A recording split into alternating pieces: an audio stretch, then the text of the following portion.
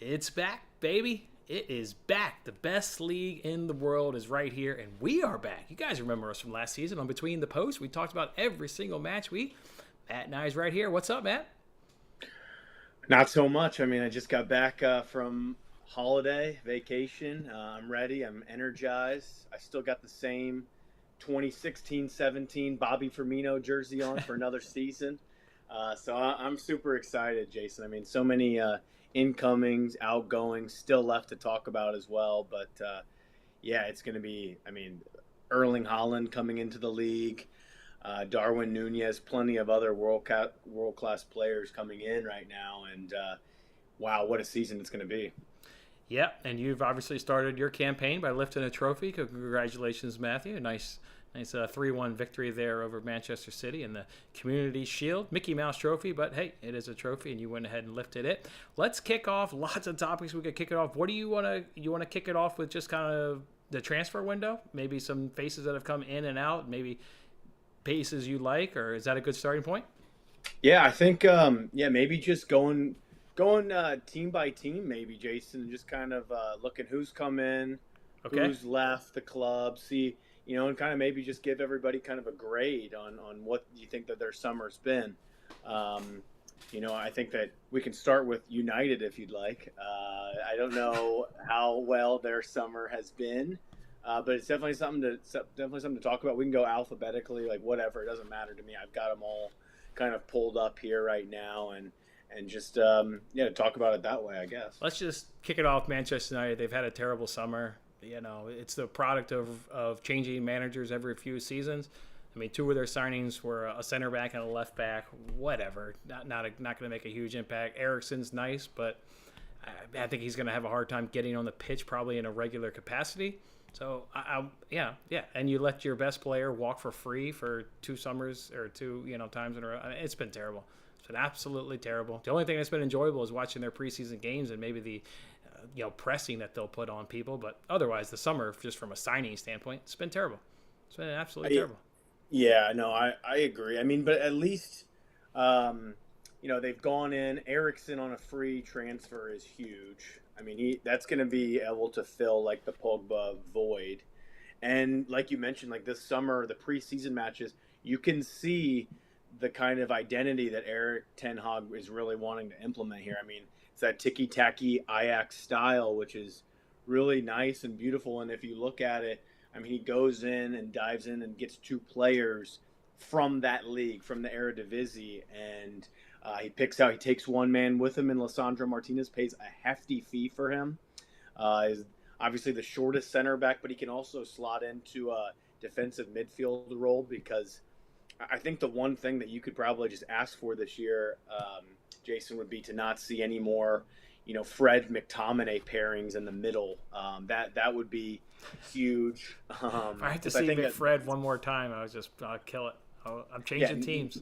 No more McFred. Obviously, the Pogba business, if you want to recap it over the last 5 years, is some of the worst you'll ever see. Yeah. But, it's time for Lingard to move on, time for Mata, Matic, Cavani. I love him still, but, it's time for him to go. Finally, Dean Henderson leaves the club. On loan. But yeah. I mean, anytime you still have De Gea in between the sticks, you've got a chance in any match. And, I think that Eriksen is still. I mean, he was brilliant last year coming back from the heart injury. So I don't know. I mean, I think that there's still probably some more incoming still left to come.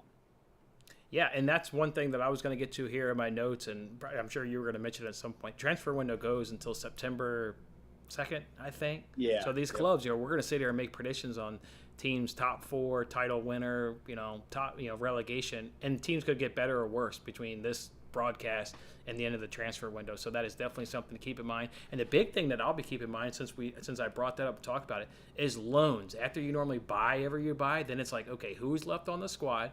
Who do we think can't get playing time here, and who do we want to send out? Loans. Like, you could get like a Gallagher going to Crystal Palace, and all of a sudden that team is elevated because now they brought in a Gallagher kind of player. So keep an eye on loans that last week of the transfer window. Again, once clubs get settled on who's going to be in their squad per se, and then they send all the extras out. I think that's going to be something big to keep an eye on.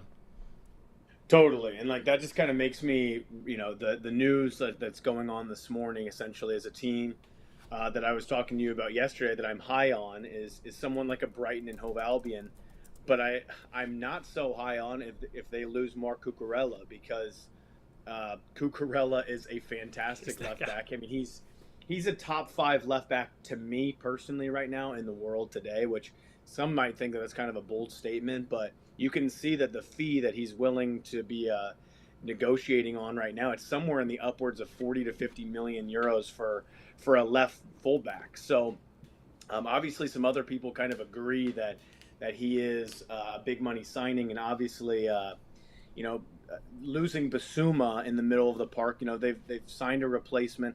I was just kind of hoping that it was only going to be Basuma, but if it's Basuma and Cucurella, then that's kind of an issue because that's really their two most solid players probably on the team. Yes, they've got some good attacking players still, but those are two huge pieces. I think in the league, basically to be successful nowadays, I think in the modern game, you have to have that holding midfielder Hmm. and like a Basuma, and I think that your fullbacks need to be very, very of like high quality in a sense. And so losing Cucurella would definitely be a downgrade for me, and it would make their transfer window kind of go from maybe a B plus. Yes, they lost Basuma; they were kind of always going to lose him. Now it would be more of like I'm a little bit concerned about Brighton. Yeah, they've not really brought in anybody, at least to worth speak of. So that would just be a big loss. I agree with you. Chelsea looks like they want to play him on the left side of a three-back center back. Now I can see you get to a $50 million valuation, but he's going to be a fullback at 50 mil. Like that's kind of a waste of money. But if you want to play Yeah. him in as a left-sided center back, okay. All right, let's keep it in Manchester. Why don't we just give our thoughts about Manchester City? Obviously, we both probably agree they had a great transfer window. I didn't think they lose all that much. You lose Gabriel Jesus, but you bring in Holland. Fernandinho goes ahead and retires. You bring in Calvin Phillips, obviously from Leeds. I think that's pretty good. I think a really bad move for him, to be quite honest. I don't see how he gets on the pitch in terms of any really meaningful minutes. Maybe he gets thrown on at the end, and he'll obviously play cup games, but I can't see him getting really meaningful minutes. But it's a nice depth piece. That's what it is when we talk about City, and I think I'll talk about this when we get to title contenders. I love this depth. I actually love the depth. The one piece they need is they need a left back, and that's what they're searching for right now. They need to get some cover for Consuelo if something were to happen to him in any capacity. Obviously, with Zinchenko going over to Arsenal, they've got no cover on that left back position if something happens to Consuelo. So, fantastic Yeah. transfer window. Yeah. So with this window, I mean, there's a lot of positives and there's definitely some negatives in this one. I mean, obviously you go and you get the best striker probably on the planet right now is Erling Haaland. He could have had a brace in the Community Shield, and I think that by the end of this show, I'm going to at least lock in my first bet here, and I mean I already have, but just to say it to you guys because it's going to be looking towards Haaland. I watched back the Community Shield because I wasn't able to watch it live. On vacation, but I mean, anytime you can get someone like that, and he's so young, if they're able to hold on to him for many seasons, then what a piece of business that is for only 50 million. You'd say that. I was waiting to say that, and when we got to Arsenal, Jesus costs more than Lewandowski. Like that just shows you how much expensive it is to bring a player from within the Premier League to another Premier League team. Either way, I don't want to cut you For off, but sure, holy cow! that and also the ages though too. I think it's very age oriented, and like the Holland was just so lucky that it was so cheap because he had negotiated a clause many seasons ago with his agent Mino Raiola, who passed away actually in the summertime or just a few months ago. But basically, it was a clause like that was. It was only like 60 million euros basically for him to leave Dortmund in 2 seasons. And so anyone could have really gotten him. He chose to go to City, I think, where his father played Yeah, a little yeah. bit. So it's a good story. He's going to light this league up. This is the thing with City is they're changing identities a little bit. So they lose someone like a Sterling, like that pacey winger. So now they're going to have more the Grealishes and Fodens a little bit slower, but still sticking to their midfield identities, just with this superstar in the middle. They haven't had that since Aguero left the club. This is even a different type of superstar, aerially and whatnot. And then Calvin Phillips might have been one of the cheekiest kind of signings of the summer because I think that he's some real quality and just to add depth to the midfield. But he's not a starter, right? He's not a starter. I can see him. I can see him in some matches like where they might play like a switch of a formation and play him and Rodri as the two holding mids there. So we're gonna see. It's gonna definitely there'll be some tweaks in the tactics I think from City. I think that 4-2-3-1 looks really good for them if they wanted to play that way. Those two holdings with De Bruyne and then like Foden and Grealish on the outsides, like that looks like a really nice formation for them. But yeah, losing Jesus, Zinchenko is a huge addition for Arsenal. We'll talk about that. But Fernandinho finally leaves the club. But just a lot of back and forth. And like you mentioned, I think Jason I think that there's some holes somewhat in this defense. I mean, if Nathan Ake is going to be like this regular go-to, or if he's going to play the left back position, that there's some issues there, and I think that Liverpool kind of exploited them a little bit in the Community Shield. One last question here on City. Everybody loves finding an anytime goal scorer. Who's going to be taking the spot? Are they going to still give it to Mahrez, or is Haaland going to take the spot kicks? Who's taking it? I think it's got to go to Haaland. I hope that I don't get screwed in that in week one. I'm just going to announce what I've already locked in now as, City are on the road against West Ham in match day 1, which is going to be a tough match. But anytime I think that you're going to be able to find an Erling Haaland to score and City to win around even money, it was minus 114, I think, last night at FanDuel. I had a piece of it. I mean, I thought that because when I watched back the Community Shield, I thought that he should have had 3 goals. So I don't think that there's any issue with him finding the back of the net any time with this team. And yes, I guess we'll find out. But I would expect him to be on pens. Okay.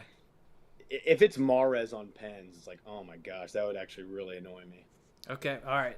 You're killing me here because I was on the City team total on Saturday in that Community Shield. I agree with everything you're saying, but you're just bringing up pain. You're just absolutely bringing up pain. All right, let's move over to the other title contender. In my mind, it's another season of, generally speaking, just a 2-horse race. Let's talk about Liverpool. I thought, nice window. Holy cow. I mean, what a nice window. Bringing in Carvalho from Fulham, bringing in Nunez from Benfica. I'm not sure who Ramsey is from Aberdeen, but I'm going to trust Jurgen Klopp, man, and he brings in the guys for his systems. I'm not knowing who Ramsey is, I like him. Yeah, I think that just like in terms of like balancing the sheets and whatnot, like losing, and some players like Nico Williams, like getting 16 million euros for a player that was never going to see the pitch is always like really nice, classic Jurgen Klopp business. So Ramsey from Aberdeen, he's a young, early 20s, right fullback. So he is hopefully like the future cover of Trent Alexander-Arnold. And if he were to end up being like a really quality player, like they hope he is, maybe then you could see Trent like finally move into some like of the middle of the park where he, I think that he still has the capabilities to play like a Kevin De Bruyne if he wanted to. But yeah, I mean, losing Sadio Mane, I mean, he was probably my favorite Liverpool player. He was the one that started out like the Jurgen Klopp generation, the first signing. Anytime you lose, I'd say he's a top 10 player probably in the world still. I mean, he's 30, 31, but he's still going to have like 4 or 5 really good years, and I'll be rooting for him at Bayern and at Senegal in the World Cup for sure. Just love that guy in general. He's one of those selfless athletes, Jason. He's building communities for his people in Senegal, things like that. He just is not flashy. So he will be missed. Anytime you have somebody like that in the dressing room, he will be missed. But that is why the importance of signing Luis Diaz in January was so crucial, that he's already been implemented. He knows the team. He's going to just cover that left wing and do the best of his ability to be like Sadio Mane. He could even be better. And then, of course, like going and trying to sign a prolific striker. I mean, I've got Firmino on the back of this jersey, but it's definitely time to look at when City's going to go sign someone like Erling Haaland. You better go get another really good striker too to maintain pace, essentially. Love it. We'll get to our title picks and all that later. It's a 2-horse race for you? It's a 2-horse race for me. Just like honestly, kind of what I thought it was last year. I thought everyone was kind of talking about Chelsea being in the mix just because they won the Champions League the year prior, but it's a two-horse race for me. Okay, all right, let's move it over then to Chelsea. Interesting transfer window. Obviously losing a lot of key defensive players and Rudiger and Christensen. Thought those were some big losses. Lost Lukaku, say what you want. Obviously a bad year, but I think losing somebody of his caliber is a little bit of a hit to them. They don't have a central striker. They'll probably keep running Kai out there in that number 9 position. I'd rather have Lukaku out there, quite frankly, than Kai in that number 9 spot. Who they bring in Sterling, as you said. Koulibaly there from Napoli. And they're working on that guy that you pronounce it a lot better than I do from Brighton to see if he can't shore up that defense. That would obviously be a massive sign. We both like him a lot. But they're still not done. Yeah. I think they still need a center back. To me, they're missing a center back is what they're missing. They've had one of the worst windows. I mean, everyone kind of, if you look at Twitter and like all of like the different like funny like type of football accounts, like everyone's kind of making fun of Chelsea right now just because they've missed out. They've been tracking Koundé from Sevilla for 2 seasons now. Yeah. They thought that they could get him last summer. They didn't get it over the line. And then somehow Barcelona just pull out more and more euros out of their pocket that everyone knows that they don't have, but they signed Koundé, and Koundé is incredible. He should start for the French national team in the World Cup. I would love to see if and here's another one too. If France go with Koundé and Konate as their center back partnership, I will have a pretty hefty wager on France to win the World Cup, because I think that would show kind of their youth, like going a little bit more away from like the Varans and whatnot. But this is not an international show, Jason. I just have to, the World Cup's quickly approaching too, so it's just exciting stuff all around this season. But yeah, I think so. Here's another one. Is supposedly Werner is on his way back to Leipzig. That one is not done, but I heard that yesterday on Sky Sports that Werner's very close to returning to Leipzig. So that's so weird to me, because I thought it would have been hilarious to have Werner and Sterling on the same team. The people that just like miss all the easiest chances. I would have freaking loved that. That would have been hilarious. I think that Sterling still is obviously a very nice signing. He's a very good player. Kalidou Koulibaly, I've been tracking him a long, like he's always been rumored to the Premier League for the last forever. 5 years, and he finally is here. They should definitely be happy that they got him after, losing Christensen, losing Rudiger. But I've got a problem. I think that Koulibaly, I've watched him last year. I don't think he's as good as what Rudiger is right now. Like, there's a reason that Rudiger is tracked by Real Madrid, like the numero uno, and that Christensen is going to Barcelona, probably the numero dos clubs in the world. And Koulibaly's starting to get up there in age a little bit. Like, he does have a good partnership with the goalkeeper Mendy, obviously 2 Senegalese guys, and he's very good. But I'm with you right there. I'm concerned at center half. I'm concerned a little bit if they lose Werner. I mean, yeah, I didn't hear that. He still has goals in him. He still causes all kinds of problems for defenses. He stretches out defenses. Maybe that's what Sterling will do now, and they'll play Havertz up top. But yeah, I've got a slight downgrade for Chelsea. I mean, you have to say that their transfer window right now would be like a C minus if you're grading it. So there's a club or two that I actually kind of like a little bit more than Chelsea that we haven't talked about. It's like we're both on Chad's thoughts, at least or Chad. I meant Thad. My bad, Thad. Dad's thinking Chelsea's out of the top 4. I've got it right there with him, but I also think they'll be an under 2.5 machine. I think as long as Koulibaly can be decent, I think they will be cashing some under 2.5. So yeah, right there with them. Let me scroll up here and get to Arsenal. Let's do Arsenal next, and while we do that, boy, I like what Barcelona's doing. That La Liga race is going to be good. I'm loving what Barcelona's doing. Let's move it over to a team that I think can jump up into that top 4. I think they can maybe take Chelsea's spot, is Arsenal. Liking what Arsenal's doing. What do you think? What do you think about what they've got going on? Didn't really bring in a whole bunch other than Shevchenko and Gabriel Jesus. They needed a central striker. I did like that. Guy scores goals. I mean, say what you want. The guy scores goals at City. They may be giving it to him on the plate, but I don't care. He finds them in the back of the net. Otherwise, not a whole lot, but I like the progress that they made last season. To me, it just comes down to what are they going to do in these big games? Are they going to fall flat? Are they going to kind of be who Arsenal is? Or are they going to take that next step under Arteta and grab these moments and, take advantage of the opportunities that are presented in front of them? That's the big unknown to me with Arsenal. I totally agree. And I'm trying to remember his name right now. Hold on. Center. He was signed last year. Ben White? Well, Saliba. William Saliba is essentially a new incoming transfer because they signed him last summer. They didn't think he was ready. He was only 19. They loaned him back out to the French league. I think it was Marseille.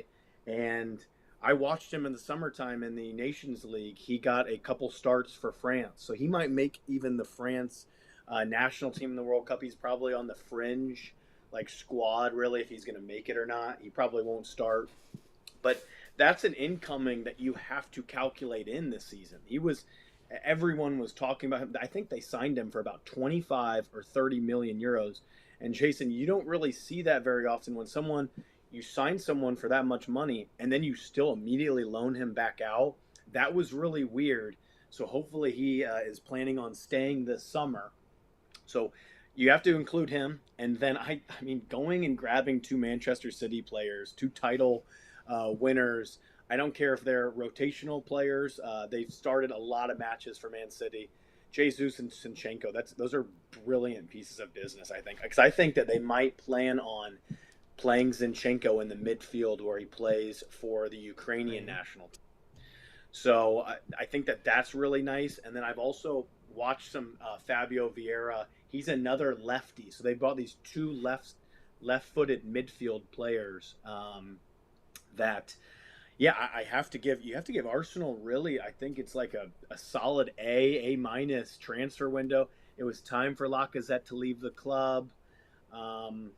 Yeah, I mean, it was nice. So, yeah, I think that Arsenal are right there in that 4, 5, 6 spot that they are every year, maybe even potentially third if they can get off to a good start.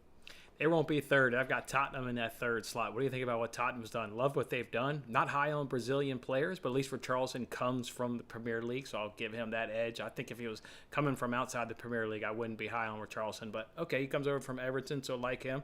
They get a guy in Conte knows well, and Perisic. Obviously did great things over there at, was it Inter Milan where they teamed up? Yeah, I think it was at Inter. Yeah, it was Inter. Yeah.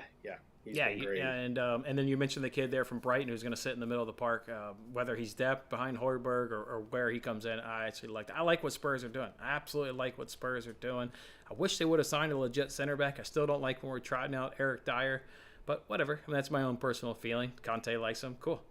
He's the one. So they did sign. They got the loan. The Langley from France. He's a French Barcelona guy, and I think that getting him on just a loan is probably a really solid piece of business because it seems like.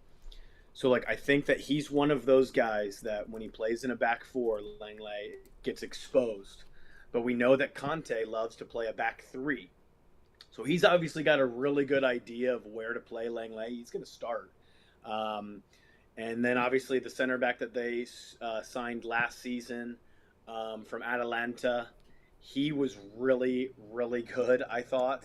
I think that their center backs, they're going to get more solid another year under Conte. And it's Christian Romero. So Christian Romero will pair with Langley. And maybe it'll be Dyer, I guess. I don't know who the third one will be. But the best signing on this for the incomings is Basuma because it's something that they lacked. They lacked that, kind of cornerstone, solid CDM that is going to be huge. Richarlison is essentially like another depth piece. Oh, yeah.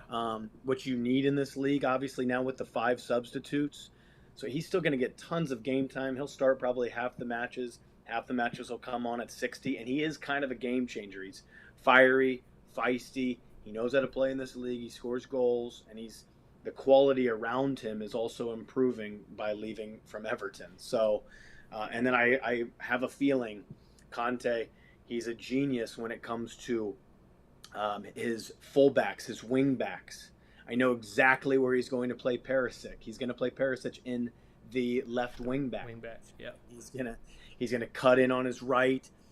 He's been brilliant for Croatia. He's one of those where he's older, seasoned, so it's not as flashy, but that's why he's on a free, and he's a really quality signing. He can play left wing back, right wing back, or if he wants to play up in the front three, left wing or right wing, he can do those things too. Yeah, now I'm liking what Tottenham's doing. I think they'll be a strong number 3 team. I think at the end of the season, that's where they'll be sitting at the table, scrolling through. Right. Let's talk about what other team you want to talk about here. Let's go to like Villa, for example. Like Gerrard, his first first transfer window. Okay, well, obviously they brought in Coutinho. They've now completed that loan deal and obviously brought him in.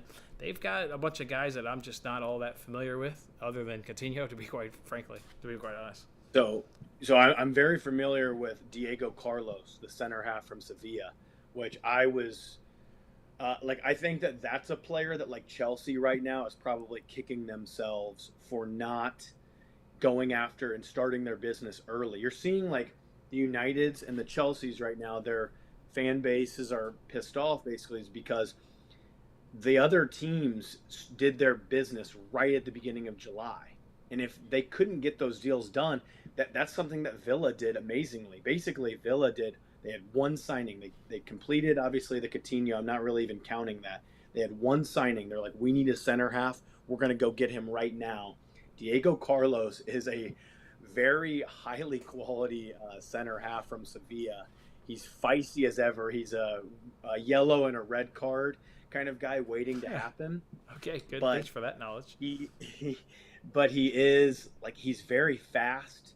He could probably even slot in, as a fullback. He could play in a 3. So he's a massive improvement because when you're looking at, they already have Konsa, Mings. I think that's now they're gonna switch to a back 3, and that's gonna be their 3. And they also have a good goalkeeper. So yes. Villa to me are like a shoe-in. I would say that they're a good bet. And I'll probably start looking at these things a little bit more here. I don't like locking in some of these things just yet because of, some of the news. I've done that in years past. Some of them have been mistakes on my part. But when you look at that back 3 and then Martinez at goalie, that is a really solid core. And they've got some decent fullbacks too. So the Coutinho to be able to bring in some flair, and then they have some good striking quality up top. I think that they're going to be really solid, and I think that they're like a shoe-in for a top half finish. So anywhere in that 7, 8, 9, 10 range. You can bet on teams to finish in the top 10? Yes, you can. Okay, I'd be curious what their odds are. I think Villa's easily a top 10 team for sure. So yep. I don't think you'd probably get good odds on that, but not great, but you'll probably get around around evens probably. Maybe you might have to pay a little bit of juice on it, but I think that that's one I'm looking for. And then Spurs in the top 4, those are 2 of my favorites right now probably. I put together my fantasy team yesterday. I put 2 Villa players in. I put in Digne. Who else did I put in there? I'll have to pull it up here while you're talking about that. That's another so the fact that you have those 3 center halves and then you've got a beautiful left wing back in Digne. Yeah. That's so nice. So that's what it's all about, is having that solidity at that back line, I think, to secure a top 10. So. Yeah. All right, let me just scroll through some of these teams I could really care less about talking about. Let's see. We've covered that one. Crystal Palace, they've done nothing. We don't know if Gallagher is going to walk back into that squad. We don't know if he's going to stay at Chelsea. Palace has done nothing. Absolutely nothing. They've done nothing, and yeah, I don't know. Hey, they signed an American. That center half, Chris Richards. He's been at Bayern Munich for many seasons now, so he's come up from learning from the best club in Germany. So we're gonna find out really what he's all about. They did make one big splash, who I don't really know much about the player. We'll need to research a little bit more, but Czech Decore for 18 million pounds is a pretty big deal. So I think that, I don't know, he actually might be Decore's brother. I'm not sure, but so yeah, they're getting another midfielder. But again, like I think that they were really solid last year, and I think that they're another team that has no issue staying up in this league. Um, I think that they can push for a top half side, just more continuity within the group. Okay, let's move it over to, and Thad brought it up in the comment section, West Ham. I think they are certainly obviously a top 10, top 6 club, so they're worth talking about here. The one, I don't know a lot of players. Obviously, I know the Premier League inside and out. I know teams that are in the Champions League. You start getting into, they bring in guys from Swansea, they bring in guys from Rennes. I don't know these guys, but I do know the striker they brought in from Sassuolo. I bet on enough Sassuolo games last year in Serie A. I do know this guy can score some goals, so I like him addition coming into West Ham. They lose Yarmolenko, they lose Mark Noble. Mark Noble, obviously a real guy in that dressing room, captain kind of guy. So I think that's going to be a tough little loss for them. Other than that, I think West Ham will kind of just still be in the same position where they are, kind of fighting for that top 6, hovering around between 6th to 7th kind of place. And that's just where West Ham is at the moment in terms of their financials and keeping up with some of the bigger clubs. Yeah, so it looks like they signed they made 2 really big splashy signings, really. And like I think it was obviously time for Noble to go. Like he didn't have any legs anymore. You're right about the leadership, but I think that they held on to him for so long that now it's very easy to make that transition, to have another leader on the pitch. They signed a 30 million euro defender, a Moroccan defender from Rennes. So, I mean, to rate him that highly and splash that kind of money on defender speaks pretty highly of him. And then, like you mentioned, like sometimes, like with Antonio, like I like him. But like, let's not forget that Antonio also has played fullback, wingback for West Ham over the years. Like, he's not a true clinical striker. He's a guy that can do some good running over the top when he's fully fit, but he's also getting older. So they make one splashy signing in defense. They needed that. They needed another center half, and then they go get a good striker. Like you mentioned, Scamacca, he's a younger, like Italian kind of like prodigy a little bit. Like he should be probably the striker for Italy for the next 5 years. I would say that he would lead the line for that Italian national team. So those kind of signings, when you're like at West Ham's level, show where this club is projecting, and they can follow up after a couple of really solid seasons in the league. Like that right there. I did pull up my fantasy team. It was Tyrone Mings was the other Villa player I grabbed. I do have a guy here from West Ham. I did grab Souček. He always seems to pop up and grab some goals, Souček. So I thought he was just a good value guy on my fantasy team. So like him. All right, one thing I want to talk about is near and dear to my heart is Burnley. And obviously they're not around the transfer. I want to talk about where some of their guys went. Tarkowski went to Everton. I think it's a pretty nice signing. Ben Mee went to Brentford. Like Brentford picking up Ben Mee. And then I love Newcastle picking up Nick Pope. I mean, just absolutely love Newcastle picking up Nick Pope. So, like there, and you also got Collins went to Wolves. That's actually their only signings that Wolves did was bringing in Nathan Collins. I think obviously those clubs have certainly improved, but I'm really looking at Newcastle and bringing in Nick Pope. What do you like what Newcastle's doing? Yeah, let me take a look here and just see exactly what they have. Somebody else signed the left-footed player from Burnley, who I always think is like decent. I cannot remember where he went, but it just happened. The transfer completed a couple days ago. But yeah, I mean, Pope, massive get for Newcastle. Heard a lot about Sven Botman. I mean, 35 million. Lille, as we know, Champions League club. He's younger. I think that Newcastle probably didn't do nearly as much business as what people would have thought. Yeah. But I think that is due to how well they performed in the second half. So they know really that there is no issues with staying up in this league. They will be here for another year, and you can expect basically then in January or next summer, that is where some of the bigger money like flow will come in from the oil money that they've received essentially. So anytime you sign Nick Pope, I thought that Nick Pope he's been top 5 I think in the league for many seasons now. Maybe even top 3 is that top it's 3, very man. possible. He's good. He's very good. So I think that Newcastle have no worries. They're again one of those clubs like right there around 10. Can they crack into the single digits?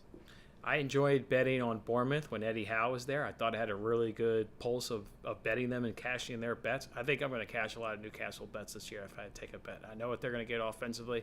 I know what they're going to get in terms of tactic-wise from Eddie Howe. Add in Nick Pope. Yeah, I'm looking forward to cashing some Newcastle tickets. Do you want to talk about the three newbie teams, or do you want to talk about any other team from a transfer window perspective? Let's just briefly touch on Southampton. How Okay. I'm a little bit concerned about them. They go and grab like four younger players.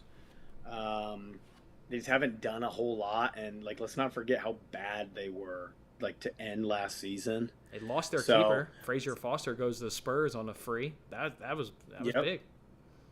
Yeah, I mean that's something, and I really just need to look into some of these younger players. They're all and that's the good thing though is Southampton have always been really shrewd with their buying.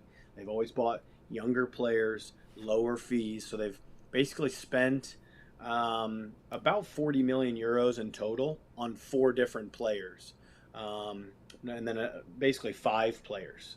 So yeah, I mean we're just gonna have to find out about them, but I'm a little bit concerned just with how they finished last season. Can they get back up and get going again? Because they were hot in the first half of last year. Yeah, I can't wait to tell me who you think are the three teams that are going to be relegated. I can't wait to get your thoughts on that towards the end of this show. Let's talk about these three newbies, though. And am I going to be an ultimate homer when I think Nottingham Forest is going to be the best just because they got Dean Henderson on loan? I mean, is everybody just going to call me a homer? That's such a good signing. That's exactly if that's what you need to stay in this league. And look at, I mean, they've splashed. Here's the thing.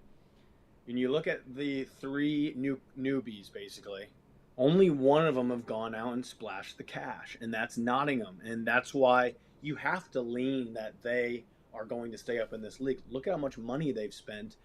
That's kind of what you need to do here. And Nottingham Forest, they have a ton of legacy in this league. I mean, back from the 90s, they're 80s, 90s powerhouse in this league. So I would expect them to stay up. I think that they've made some really shrewd signings. I know the striker, I don't know exactly how to pronounce it, Awani. He is actually a former Liverpool player. Liverpool sold him last summer to Union Berlin, and he had a good season, double figures in goal tallies. He comes right back into the Premier League. Let's see what he's got now for Nottingham. And they've got a good striker up top who's really young. So yeah, I think that Nottingham has definitely done enough. They've done exactly what you're supposed to do, in my opinion. When you get up there, you better take your chance now because you might not ever get it again. Yeah, I definitely like Nottingham Forest. Fulham, was their best player traded to Liverpool? Not traded, sold to Liverpool. That was their best player, right? Yes, that I would say. Yeah, he was definitely their best young player. Yeah, he was probably their most talented all-around player, Carvalho. Who I think will be a pretty regular sub in for Liverpool this season.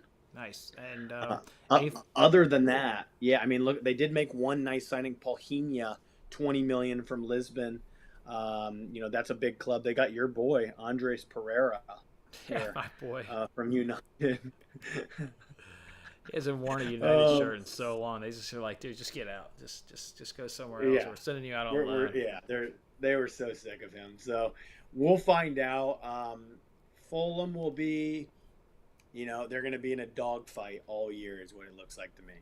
Yeah, they're one of my three teams that are going back down. For Bournemouth, I don't have a lot of thoughts. I think people generally know I focus on the top leagues. I don't watch anything in the championship. So once Bournemouth went out of the Premier League a few seasons ago, I don't know anything about Bournemouth. I don't know much about it. Everton, we can touch on them briefly. I mean, losing while we're talking about relegation teams, throw in Everton. I think that they're going to be right in there in a dogfight again. I don't think that signing Tarkowski, which is still nice, they needed that. Yeah. I don't think that moves the needle very much, and I think that here's the player that they signed for 20 million, Dwight Mcneil, good left-footed player for Burnley. Looks like they made a loan buy on a guy that I've heard about is a good prospect in Vinagre, but not much else really to write home here about. I mean, Richarlison, that's losing 10 to 15 goals. Yeah. So yeah, I'm definitely concerned about Everton. Cool. All right. Let's see. All right. I think that's all the transfers. Do you have anything else you want to talk about from a transfer perspective? Um, don't. Like I said, while you look over the list, I would just let people know we're making predictions. But boy, is it going to change over the course of the next 3 weeks. Guys are still going to be going in and out, and definitely from a loan perspective, stay tuned for that. And the great thing about that is, I hate that the transfer window starts after the season. I absolutely hate it. I wish the season started, let's say August 2nd, the window would end August 1st. They give these teams 2 looks to see how things are meshing and like, oh no, we need this, and allow them to go get that. I absolutely hate it, but I mean, it is a reality. I know. Hate it. I do hate it. I mean, you as a United fan, should love it, because then, I mean, it just benefits the bigger clubs, which I think is so unfair. Like, I think that all of these clubs should be able to get their business done before the season starts. Like, I think it's honestly just a ridiculous thing. If there's one knock that I even have on the Premier League, because I love it so much, if you want to call it a 10 out of 10 that drops down to a 9.5 out of 10, that's the reasoning, because I do think that that's unfair. I think that everyone should have their business done prior to the season starting. It used to be that way. It should still be that way. But yeah, like even just running through here, Bournemouth, I'm worried about them. They just haven't made enough money, like splashings. Brentford, they should still be solid enough because they were just so good last year. I don't think that they needed much. They have so much continuity. Is there anybody else really that we didn't touch on? Leeds, the Club USA. You got to talk about Club USA. I mean, if you have never watched this league and you're from the United States, like, you've got a team to root for. They're now officially my second favorite team. I liked them last year too, just because they've got that documentary they have on Amazon with Bielsa. So I mean, now you get Jesse Marsh, the manager, who's the best American manager in the world, pretty much. Which I don't know what that's really saying, but Brendan Aronson is. I think he's going to be really, really, really good. Adams, decent signing. They probably overpaid a little bit to Leipzig, but I mean they've splashed some cash after losing Rafinha and Phillips. Like, we're gonna find out. They barely squeaked by last year, but they did squeak by. So we'll have to see what happens with them. Leicester absolutely have done nothing, which is okay with me because they already have a really solid team as is. They were dealing with some injuries last year. What are you going to say about Leicester? Really, I mean, I think that they're still very much like top 10. They just better not lose their center half, Fofana. If Leicester loses Fofana, I'll be a bit concerned. Well, I got to bet that there'll be over 2.5 goals in the Brentford-Leicester match this weekend. So if Fofana wants to walk out the door, cool. Yeah, see ya, buddy. Yeah, see ya, buddy. Let's talk about one more guy. As long as we're talking transfers, I don't think you can end any transfer discussion without talking about the GOAT that is Cristiano Ronaldo, because he is in the Premier League and he is at a Manchester United player, and he is trying to get out and he wants to go play Champions League football. I do not think he fits into the style with what Ten Hag is trying to implement. I think I would just get rid of him because I think he's going to be an unhappy, sulky, bring down the dressing room and just hamper anything that he's trying to do in year one. What do you think they're going to do with him?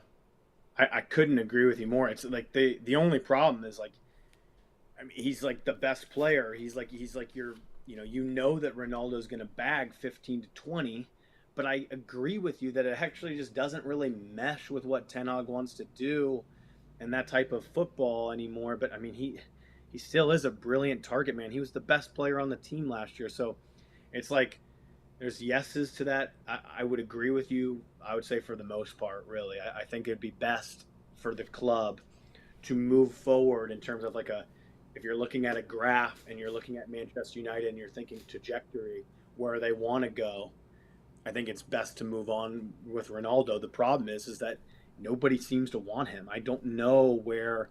I mean, maybe it would be like Italy somewhere. Atletico Madrid fans don't want him. He's not in Bayern's plans because he's just still that aging superstar, even though he's like swear he's got like the genetics of probably like a 24-year-old. Right. But I don't know what to think about the Ronaldo thing. I think that, let's say, if Ronaldo stays, I think it's like for sure that they don't make top four. Oh, I don't have him in the top. I don't think that they're I making don't top have him four anywhere either near way. the top four. But there's still time left in the window. There's still time for maybe one more player to change that trajectory for this season. I think that you're going to like how you play football, though. You're going to probably concede more goals, but you're going to score more. They're going to be fun, I think, this season. And you've seen it in preseason how fun they've been. So we're gonna see. Well, how do you feel about United versus Brighton on match day 1 at Old Trafford?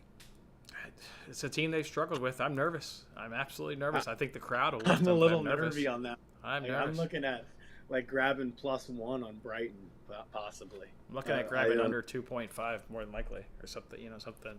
They're not gonna. That's gonna be tough. That's gonna be tough. And just for Ronaldo, one last thing on him. You saw what he did in that last friendly, leaving the stadium early. He's gonna kill the dressing room. He's not gonna be happy if he stays and you bring him off in the 70th minute because he's not quite the style of player that you want, and he's just gonna be pissing and moaning. I agreed. Like his attitude, in some sense, like he's got that like elitist feel, like he's better than everyone else, and and yes, he has been his entire career, but like he needs the proper service. I think that he could still be incredible. Just probably not on this team and in this dressing room. I think this is really tough. If he does stay, I mean, he needs to be taking the armband then, I think, over Maguire, because I think that's just such a weird concept. Right. That's right. All right, who do you have? Any surprise teams that can crack the top 10? I've got one based on odds. I've got Wolves at +225 to crack the top 10. I'm worried about them a little bit. I'm a little worried about Wolves. Who do you got? Who do you got that can crack it? Surprise crack. You got City, we got Liverpool, we got Chelsea, we got Tottenham, we got Arsenal, we got Man U. We both agree on Villa. Okay, so the top 6: Villa, West Ham, probably Newcastle, Leicester. There you go. Is that it? Yeah, I could see Wolves over Leicester, but I agree. I'll throw in, I think that I wanted to say if Brighton would have held on to everyone, I would say Brighton. But, I'm going to go with, I think that Palace has still got something in them. I know they haven't done a ton this window, but sometimes that with Leicester, like Leicester and Palace, they haven't done anything really this window, but it's just another year of continuity. The only concern with Palace is I think that Gallagher is a massive loss. And we do talk, and we're ripping on Chelsea. I think that Gallagher's a really nice piece for Chelsea to get in. So yeah, we'll have to see. But yeah, I think that Palace could maybe still be sneaky. All right, I think we pretty much just gave who our top 6 teams are. You want to tell the people who you got finished in the top 4? Yeah, it's going to be most likely. Unfortunately, I hate to say it's going to be City again. The only way that Liverpool really stands a chance is when they won the season a couple seasons back. Liverpool got out to a hot start. City started out cold. You kind of saw them look a little cold in that Community Shield. That's the only chance. Liverpool have got to come out hot and take a lead and sustain that lead, and that's very difficult to do with City. But I'm going to go with City. City and Liverpool, but I'm telling you, it's very marginal. Like, it's going to be decided by a couple points again, I think. I think that Spurs are the third best team. Mm-hmm. I think that they have the third best manager. I think they've gotten players that will adapt to Conte's system the best. Basuma, Perisic, Richarlison as a depth piece. Kane was brilliant. Son, they needed that midfielder, I think. So yeah, I'll go with Spurs to finish third and fourth. I'll say the other London rival. I'll go with Arsenal. Let's say Chelsea don't make it this year. It'll be close though. Those are so tough.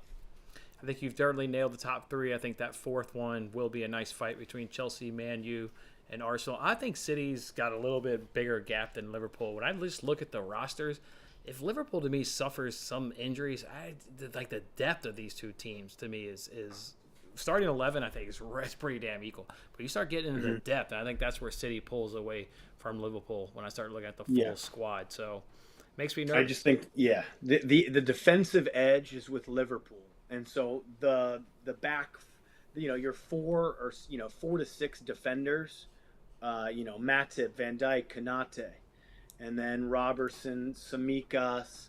Hopefully, the new kid from Aberdeen, Ramsey, could cover. James Milner's still there. Like, that's where Liverpool have the edge. They have a little bit better defensive depth, but the attacking depth, like you mentioned, is a little bit unfair. I like City. I like City a lot. There's a bet. There's my only future bet. City to win the league at minus 143. Slap 2 G's on it. So I say whatever. That's it's how obviously it's not done. an official bet. I mean, it's an official bet, but not like an official bet for people to tail or whatever. You do whatever you want with that. But I love City. I absolutely love City this year. So there's it. Yeah, they should. Holland, I'm telling, like, I love. You know what I love? I love Erling Haaland to score against West Ham. It's minus 140 at Barstool, minus 160 at FanDuel. I was searching all over for it last night. Haaland scores on his official debut. Book that one for this weekend. Book that one. I'm probably going to be on our team total. We hung out all last season. You kind of know the style of bets I gravitate towards too. I'm sure on Friday's episode when we preview all the games on match week, as we'll do each and every single week, although we'll go back to our normal Thursday slot, but this week we'll do Friday. I'm sure I'll be giving out a City team total. It sounds like we disagree, though, on who's getting relegated just when you were talking about Leeds. So I'll give out my 3 teams. Then you can say who you think is going to get relegated. I think Fulham goes right back down. I think Bournemouth goes right back down. I think Leeds is going down with them. I've got Leeds going down with them. Lost a little too much for me.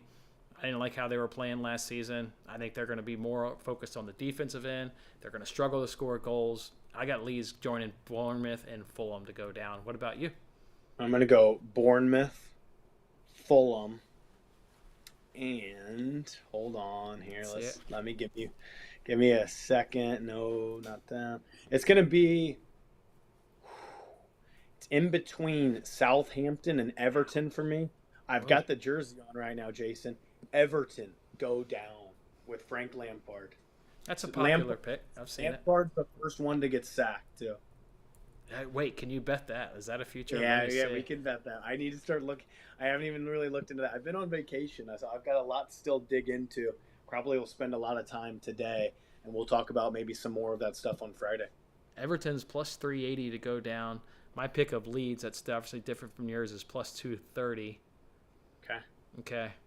I don't see the first coach to be sacked, but yeah, I'm going to be all over that. I would take Everton. They're going to absolutely struggle. They'll be. Everton's going to be right in there. A little worried about Southampton. So Southampton, I think that Leeds still possess enough quality to get by. Like if Bamford, it's all about Bamford needs to stay healthy though. They need the goals. Yeah. What else are we going to talk about this Premier League season? I thought you dropped in a nice little nugget, and I was going to say that the Premier League did go back to 5 subs. I think that's worth mentioning. And you can bring on 2 extra quality players at the end of games, so I absolutely love that right there. I'm looking forward to just an exciting season, hoping we get a nice, good title race between 2 people. Think we'll get a nice race for the 4th spot. I think Tottenham has kind of solidified themselves up as the clear number 3 in my mind. And then you've got those other ones kind of competing for number 4. So look forward to the top 4 race. What are you looking forward to else in the Premier League this season, Matt? Couldn't agree more. That's the one thing, too. I think Tottenham, I think it's around minus 140 to go top 4, which do I love holding on to that ticket the entire year? Not necessarily, but I think it's worthy of a bet. I do think that if you want some long futures, I think that that would be probably where I would start. That would be my first one, is that Tottenham make top 4. What was the question though that you had? I don't know. What else? I'm going to share one more bet that I placed.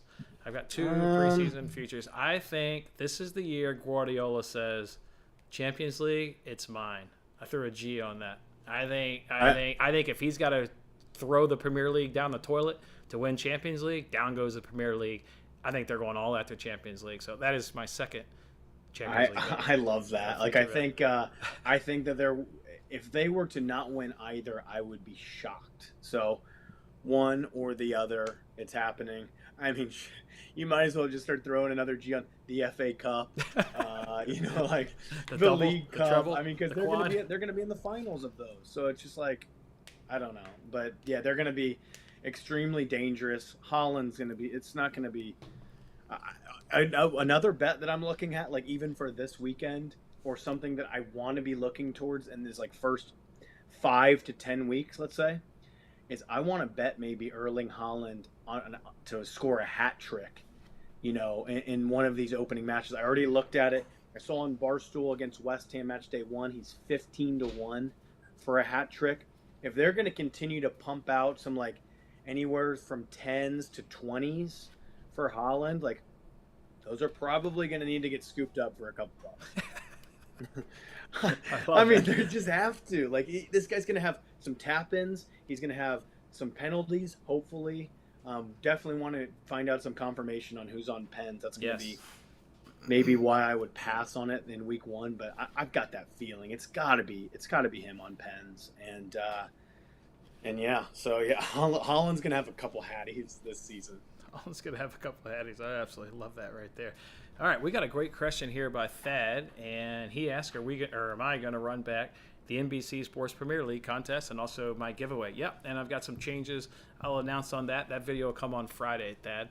When I get back from vacation after Matt and I do our Match Week Preview 1 show, I'm going to go ahead and put together that NBC video, and I'll be giving away more money and also doing some other things. So, yeah, definitely running that back. Thad, thank you for that question as well. Piggyback on that comment, each and every single week we'll do Thursdays, but this special week we will do Friday. We'll do what we did last week on Between the Posts. Matt and I will preview all 10 games, gives you leans and bets for all 10 games for the upcoming Premier League match week. Cool. Anything else, Matt? Nah, that's good. I think that was a pretty good recap. Just all the incomings and outgoings, and just again that there's more to come for the next 3 weeks. Really, there's still some more all the way up to deadline day. So it's just something to keep your eye on. All right, guys. Look forward to talking this entire Premier League season with you guys. Look forward to enjoying all the action, and look forward to cashing bets with you, and look forward to hanging out with Matt. Come check us out this Friday. We're going to do it 12:30. We're going to do it around the same time. Oh, yeah. Okay. All right. 12:30. We'll see you guys. Enjoy match week number 1. Thank you guys for hanging out with us. Have a good one. Thanks, guys. Thanks, Jason.